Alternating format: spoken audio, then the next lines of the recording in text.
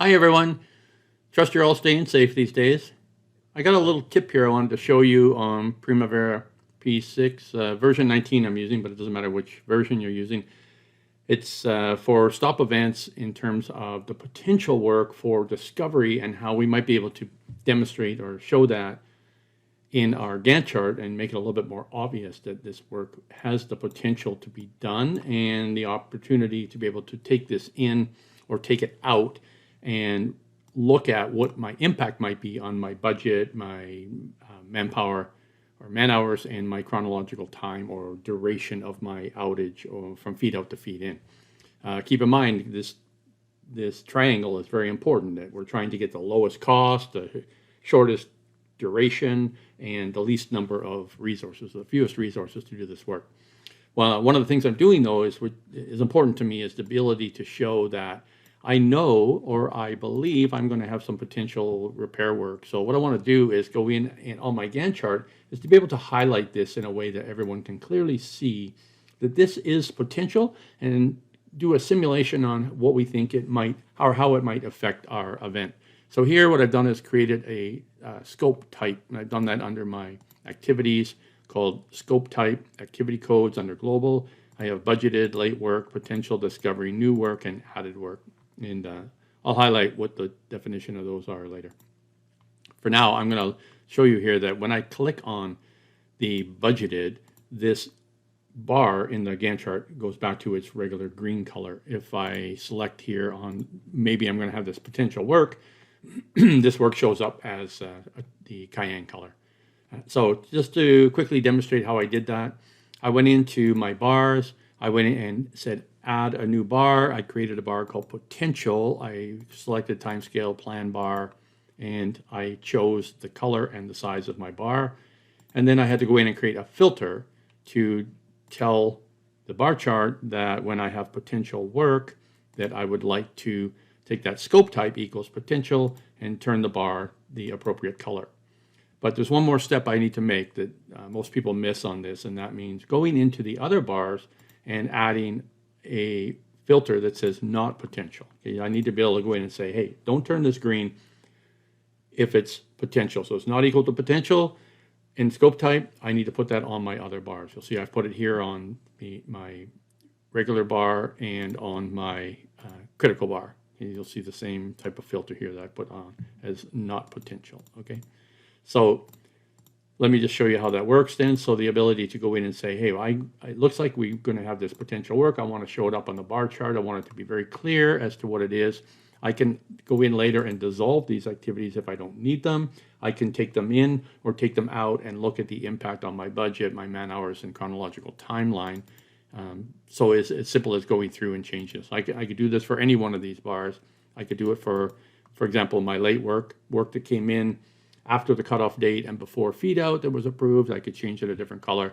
I could put in new work, work that came in after feed out as a new work order or work task. So these are the options that I have.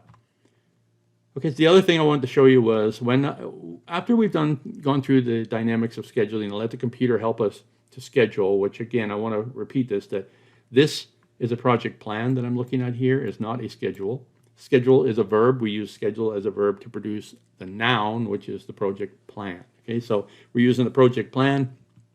I'm taking the information. So let me just go back through and quickly level this just to show you. So I'm going to schedule everything back to show you that I have what I call my movie stars, my P1s. These are my fitters, instrumentation, electrical, boiler makers. These are the movie stars. These are the people who make me the money. Okay? These are the people I want to keep really busy, and they're supported by P2s and P3s, indirect overhead.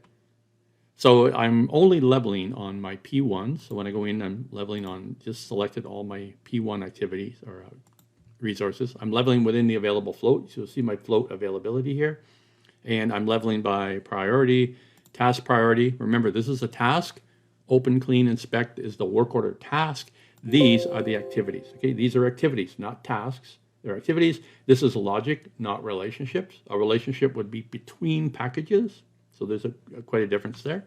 And I'm going by grid, location, and risk. So I'm going to level.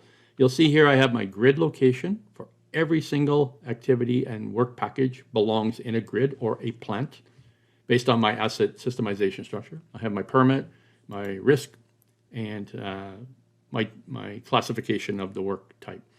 And why am I doing that? So let's go through and look at this again in terms of the manpower that I'm mostly concerned about, the people I want to keep busy. I want to front load a little heavier and then back off in the end. I want to have my S-curve here clearly defined and all of my work scheduled out in my time frame. You'll see here I have my phase of shutdown, my mechanical phase, and my startup phase.